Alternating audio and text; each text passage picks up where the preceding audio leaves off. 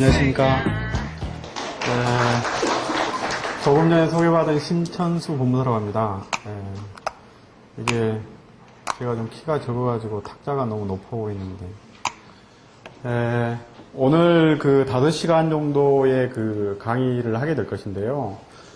강의는 여러분들이 실제 실무에서 공부를 많이 하셨고 또 실무의 내용을 또 많이 하셨으니까 여러분들이 누구보다도 또 잘 알고 계실 겁니다. 근데 이 시간을 통해 가지고 우리가 이제 상업등기 전체적인 내용을 한번 개괄을 하고, 그 다음에 또 여러분들이 하시는 그러한 상업등기들이 어떤 근거에 의해서 진행되고 있는 것인지, 또는 왜 그런 것을 한번 이렇게 되돌아보면서 정리를 해보면 여러분들 업무에 좀 도움이 되지 않을까 싶어가지고 이렇게 정리를 한번 갖는 시간을 가졌고요.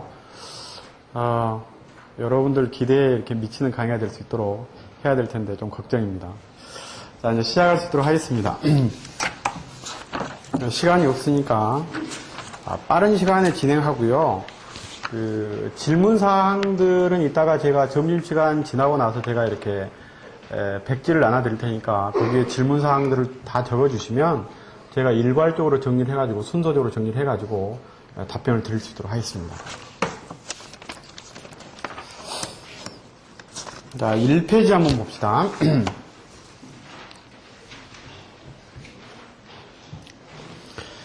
그 1페이지 보시면 권리 의무의 주체 이렇게 해가지고 나와 있습니다. 이것은 우리가 상법에서 권리자가 누구냐 또는 의무를 부담하는 자가 누구냐라고 하는 당사자에 관한 이야기입니다. 그래서 우리가 소장에 보게 되면 원고 또는 피고라는 개념이 있고, 그 다음에 이제 신청사건에 보면 채권자 또는 채무자라는 개념이 존재하게 되는데, 이 상업등기는 단순한 신청사건에 불과하기 때문에, 즉 양 당사자가 존재하지 않습니다. 존재하지 않기 때문에 원칙적으로 신청인이라는 사람만 존재하게 되는 것이죠. 자, 그런데 상법에 나와 있는 이러한 신청인들에 관한 내용을 한번 봅시다. 거기 뭐 권리 의무의 주체 해가지고 1번, 2번, 3번, 4번 해가지고 6번까지 나와 있는데 우리는 4번하고 5번하고 6번만 설명을 드리겠습니다. 그 네 번째 나와 있는 법인 등기부 등본하고 사업자 등록의 폐쇄 이렇게 돼 있는데, 법인의 소멸은 청산이 종결돼야 되고 법인이 청산되지 않는 경우에는 사업자 등록증의 폐쇄나 또는 법인 등기부의 폐쇄가 있어도 법인격이 소멸되지 않습니다.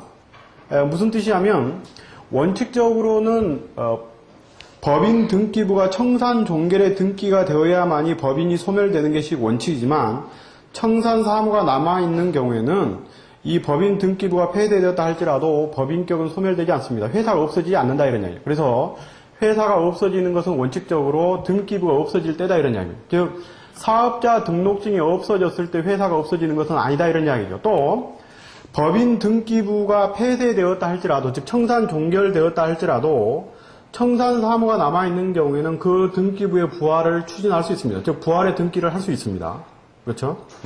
이것은 나중에 뒤에 또 한번 나오니까 그때 한번 보기로 하고요. 5번에 나와 있는 법인의 책임하고 임원 또는 주주의 책임입니다.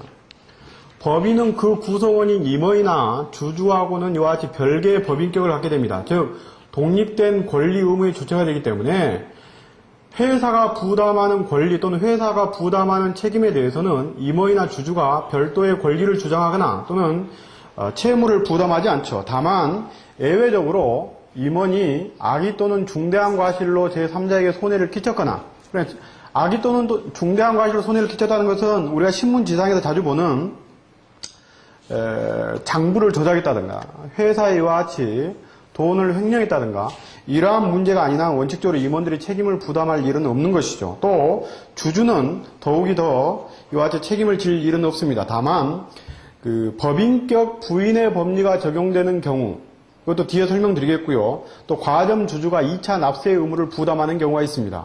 그렇죠? 그래서 주주는 예외적으로 이러한 책임들이 나타날 수도 있다 이런 이야기죠. 그 다음에 6번째 주체 표시 이렇게 해가지고 여러분들이 보시는 내용들이죠. 우리가 업무를 하면서 그자가 누구냐를 갖다 알아보는 방법입니다.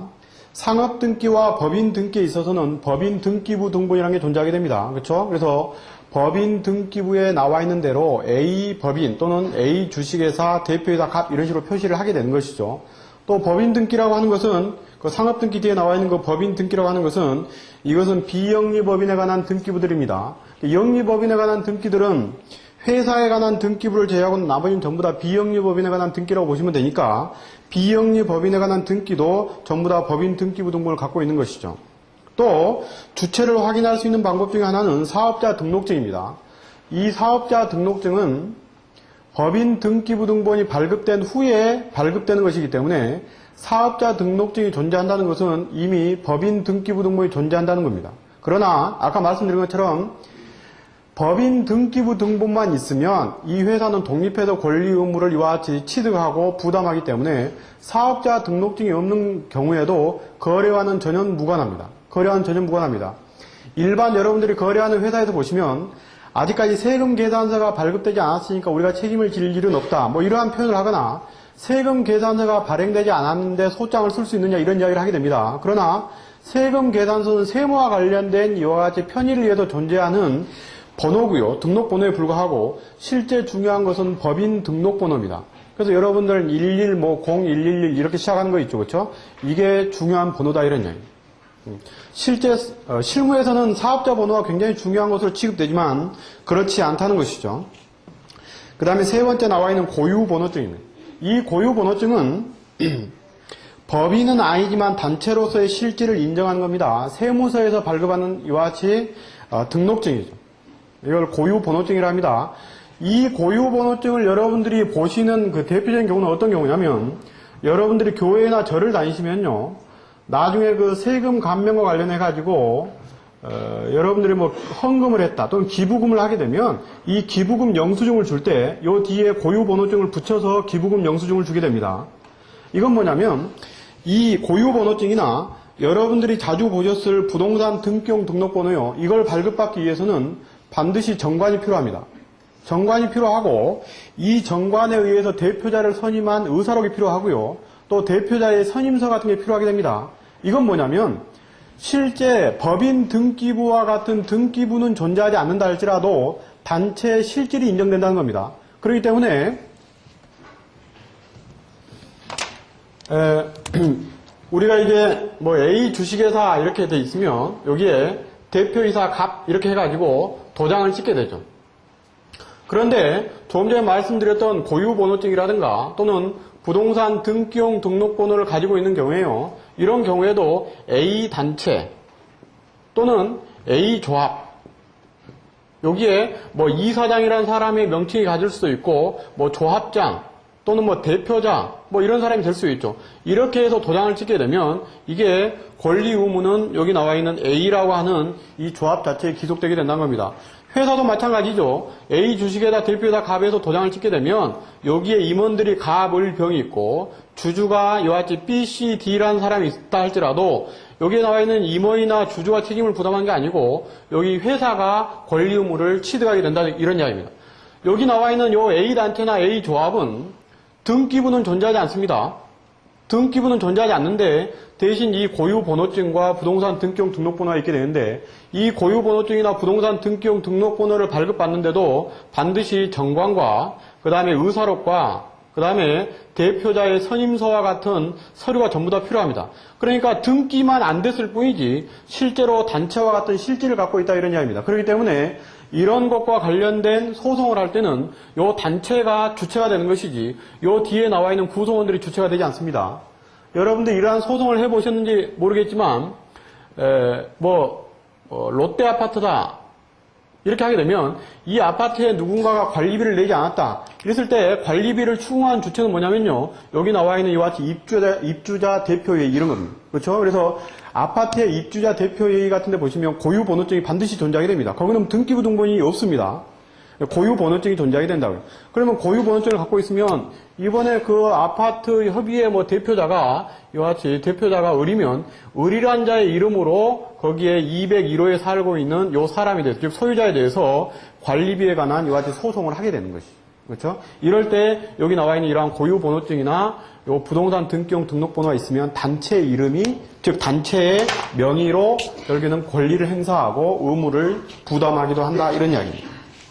그래서 여기 6번째 주체와 관련된 이야기가 나와 있고요. 그 다음에 넘어가 봅시다. 이 페이지에 보시면 상법에서 권리 의무를 취득하고 부담하는 자는 제일 위에 줄에 있는 자기 명의라고 하는데 밑줄이 꺼져 있는데요. 이 자기 명의라고 하는 것은 뭐냐면요. 권리 의무를 취득하고 부담한 사람입니다. 여러분들이 소장에서 말하게 되면 원고 또는 피고를 말하게 되고요. 신청 사건에서 말하게 되면 채무자 또는 채권자를 여기서 말하는 이와 같이 자기 명의로 행위를 하는 자 이렇게 이야기합니다. 자기 명의로 행위를 하는 자 이런 거.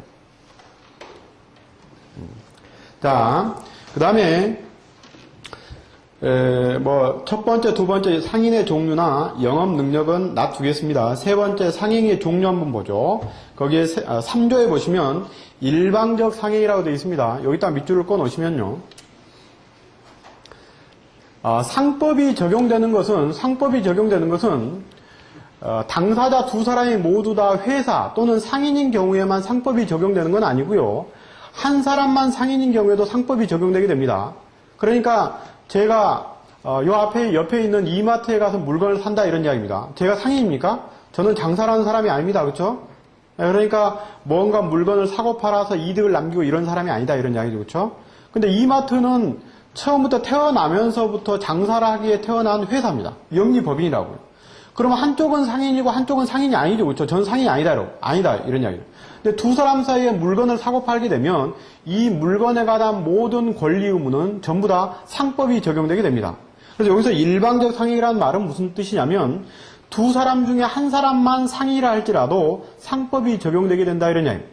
그래서 우리가 시장 앞에서 우리 집 앞에 있는 골목에서 물건을 사더라도 거기서 물건을 파시는 그 상인들은 전부 다 상인들입니다. 말 그대로 상법에 적용이 되는 상인들입니다. 그러나 저희들이 물건을 사 먹을 때, 물건을 살 때는 저희는 상인이 아니죠. 그러나 두 사람 관계는 전부 다 상법이 적용되게 된다 이런 이야기입니다. 그러니까 상법이 적용된다는 것은 나중에 여러분들이 이자를 연 5%로 청구할 것이냐, 이자를 연 6%로 청구할 것이냐, 시효가 10년이냐, 아니면 시효가 5년이냐 이런 문제들은 전부 다 이 두 사람 사이의 법률 관계에 어떤 법률이 적용되느냐 여부를 가리는 것이죠. 그렇죠? 예. 그래서 여기 3조의 일방적 상행에다 밑줄을 꺼 놓으시면 두 사람 중에 한 사람만 상인인 경우에도 상법이 적용되기 때문에 시효라든가 이율 이런 문제들이 전부 다 상법에 의해서 규율되게 된다 이런 이야기입니다. 자, 그 다음에 네 번째입니다. 상인 자격의 취득 시기와 상법의 적용 시기를 말한다 이렇게 되어 있는데 우리는 동그라미 1번을 먼저 보겠습니다. 영리법인, 회사 이렇게 되어 있고요. 비영리법인, 공법인은 상인이 되지만 회사가 될 수 없다 이런 말이 있고 동그라미 두 번째 보시면 특수한 목적으로 설립된 법인들 해가지고 무슨 조합, 무슨 보험회사 이런 말이 있는데 이것은 상법상 회사가 될 수 없다 이렇게 되어 있죠. 자, 여기서 말씀드리려고 하는 것은 뭐냐면요. 여기 영리법인이라고 했었을 때는 회사를 말합니다. 회사의 주 목적은 뭐냐면 돈을 벌어가지고 거기에 투자한 사람들에게 돈을 나눠주는 게 이 사람들의 주 목적입니다. 이걸 영리법인이라고 합니다. 근데 비영리법인은 처음부터 태어난 목적이 돈을 벌기 위해서 태어나지는 않았습니다. 그러나 돈을 버는 행위는 할 수 있습니다. 그러나 비영리법인 여기 나와 있는 이 공법인이 있는데 지방자치단체 봅시다. 서울시가 지하철 운영합니다. 지하철을 운행할 때 공짜로 운행을 하는 게 아니고 티켓을 파는 것이죠. 그렇죠? 그러니까 이 티켓을 파는 행위에 대해서는 상법이 적용됩니다. 그러나 그 사람들이 돈을 번다고 해서 그 돈을 누구한테 분배하지는 않습니다. 회사는 주식 배당 또는 현금 배당 또는 자녀재단 분배라는 형식에 의해서 주주들한테 돈을 돌려주게 되죠. 그렇죠? 근데 이 비영리법인들은 설령 티켓을 판다 할지라도 그 판 돈을 가지고 거기에 구성원들에게 분배하지는 않습니다.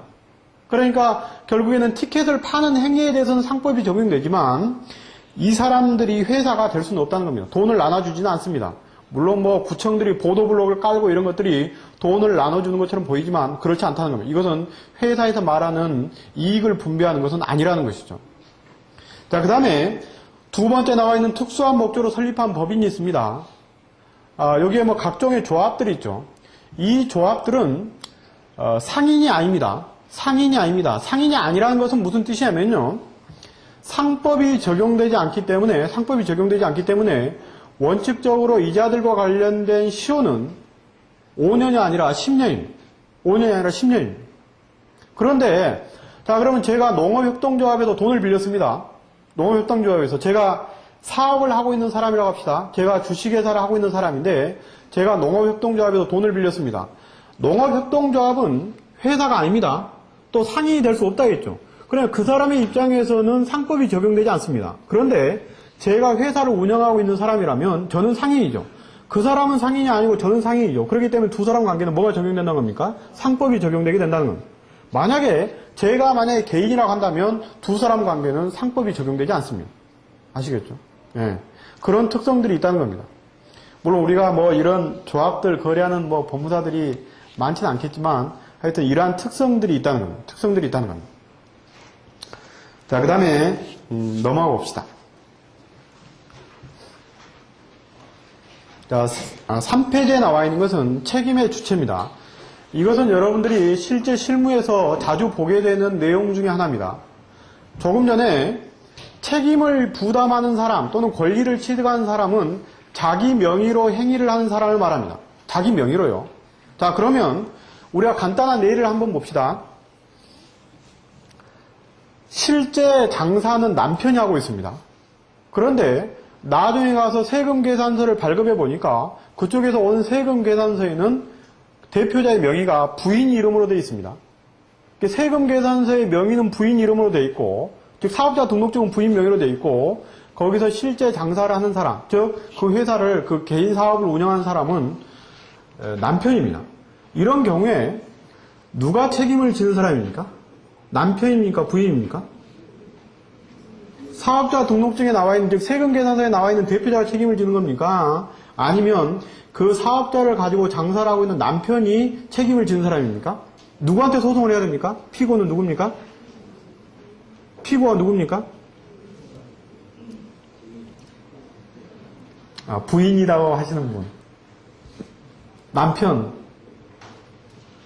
소송을 할 수 없다 이런 이야기죠. 그렇죠? 네, 소송을 할 수 없다. 어떻게 해야 됩니까? 소송을 어떻게 해야 됩니까? 두 사람을 다 묶어서 해야 됩니다. 자, 원래 책임을 지는 사람은 누구냐면 사업자 등록증에 나와 있는 대표자가 아니라 실제 행위를 한 남편이 원래 책임을 져야 될 사람입니다. 권리 의무의 주체는 누구냐면 실제 행위를 한 사람입니다. 아까 제가 자기 명의라는 이야기를 했죠. 자기 명의요. 여기서 자기 명의라는 것은 실제적으로 영업을 하는 사람을 말합니다.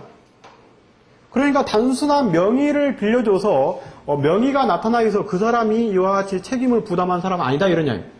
그렇기 때문에 그러면 세금 계산서가 발부됐으면 세금 계산서에는 부인, 실제 장사를 하는 사람 남편 이렇게 된 경우는 이 두 사람을 묶어서 이와 같이 책임을 추궁해야 되겠죠. 그렇죠? 책임을 추궁해야 된다는 겁니다. 이게 양가로 1번에 나와 있는 명의 대여자의 책임입니다.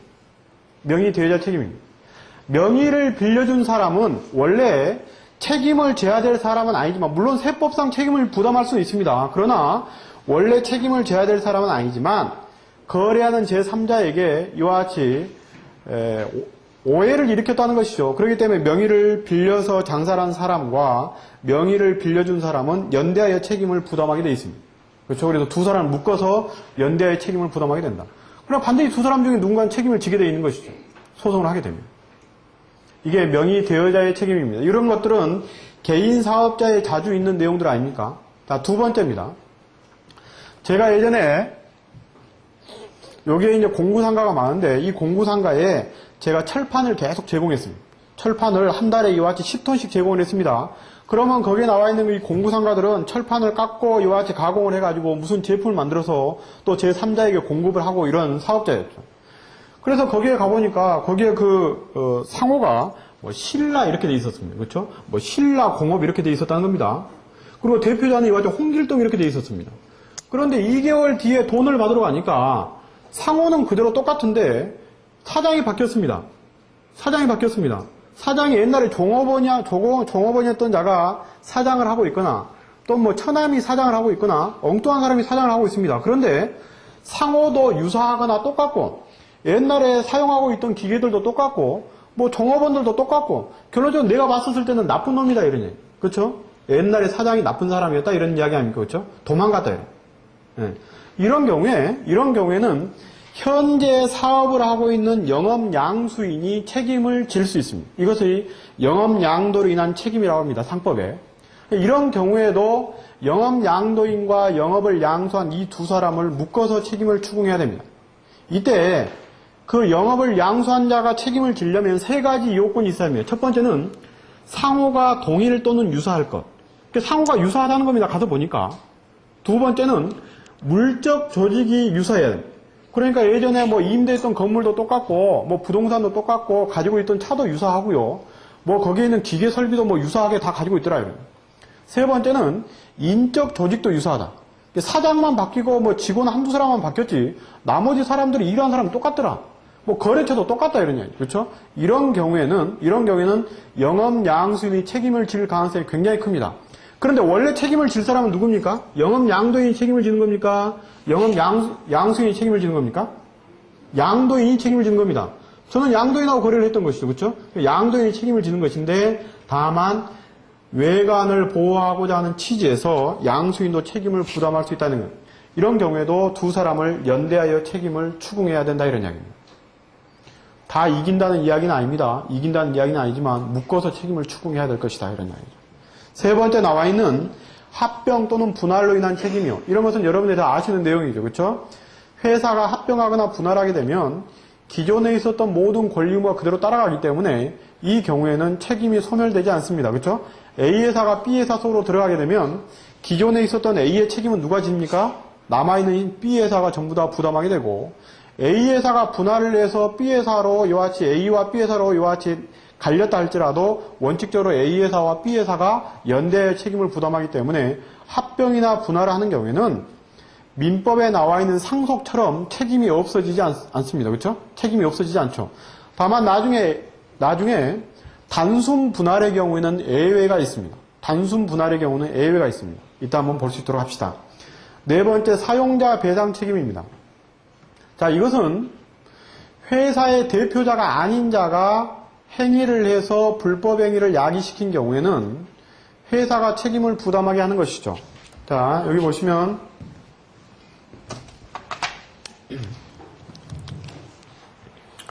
요 A 주식회사의 대표이사가 이와 같이 요 이자가 행위를 잘못해서 B에게 손해를 입힌 경우에는 이 B라는 자는, 이자가 이와 같이 불법 행위를 한 경우에는 요 B라는 자가 갑과 A회사를 이와 같이 묶어서, 즉 연대해서 책임을 추궁할 수 있습니다.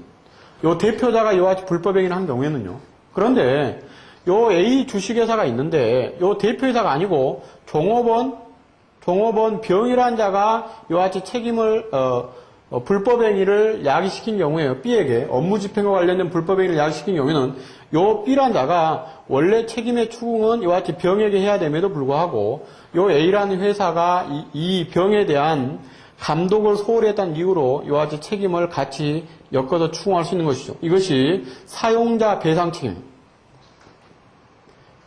이것은 민법의 756조의 책임입니다. 그러니까 근거 조문이 다른 것이죠.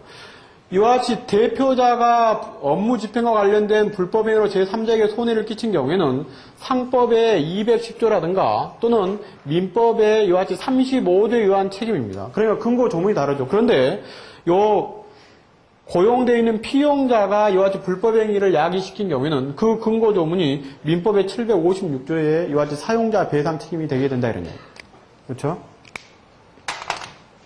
이게 원래 책임을 져야 될 사람은 거기에 고용되어 있는 이와 같이 피용자지만 예외적으로 사용자인 회사도 책임을 질 수 있다 이런 이야기입니다. 자, 그 다음에 다섯 번째, 법인격 부인론입니다.